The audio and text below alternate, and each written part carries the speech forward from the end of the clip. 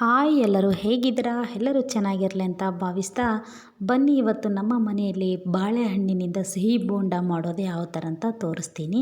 ಹಾಗೆ ಹೊಸ್ದಾಗಿ ಯಾರು ನಮ್ಮ ಚಾನಲ್ ನೋಡ್ತಾ ಇದ್ದೀರಾ ಪ್ಲೀಸ್ ಸಬ್ಸ್ಕ್ರೈಬ್ ಮಾಡ್ಕೊಳ್ಳಿ, ಹಾಗೆ ಒಂದು ಲೈಕ್ ಕೊಡೋದನ್ನು ಮರಿಬೇಡಿ.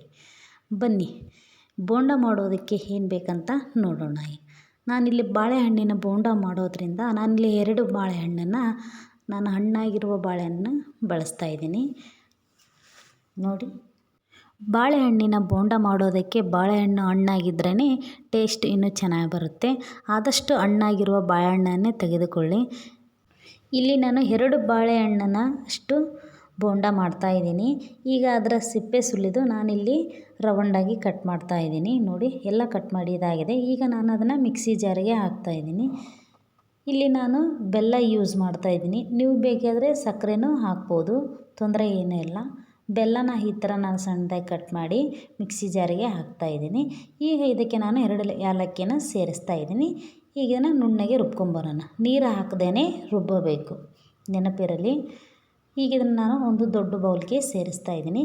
ಈಗ ನಾನು 1 ಕಪ್ಪು ಅಳತೆಯಷ್ಟು ನಾನು ಗೋಧಿ ಹಿಟ್ಟನ್ನು ತಗೊಂಡು ಸ್ವಲ್ಪ ಸ್ವಲ್ಪ ಹಾಕಿ ನಾನು ಇದನ್ನು ಮಿಕ್ಸ್ ಮಾಡ್ತಾ ಹೋಗ್ತೀನಿ ನೋಡಿ.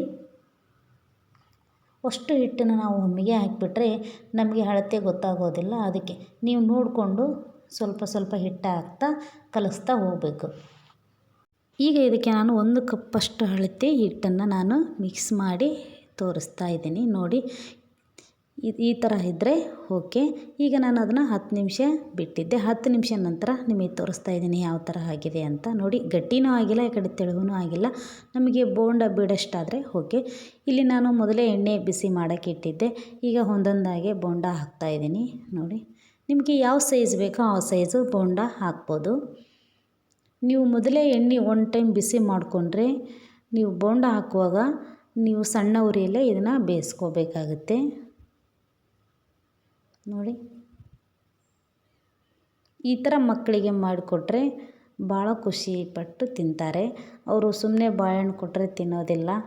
ಈ ಥರ ಮಾಡಿಕೊಟ್ರೆ ಅವರಿಗೆ ಭಾಳ ಇಷ್ಟ ಆಗುತ್ತೆ. 1 ಟೈಮ್ ಟ್ರೈ ಮಾಡಿ, ಗೊತ್ತಾಗುತ್ತೆ ಮಕ್ಕಳು ಇರೋ ಮನೆಯಲ್ಲಿ.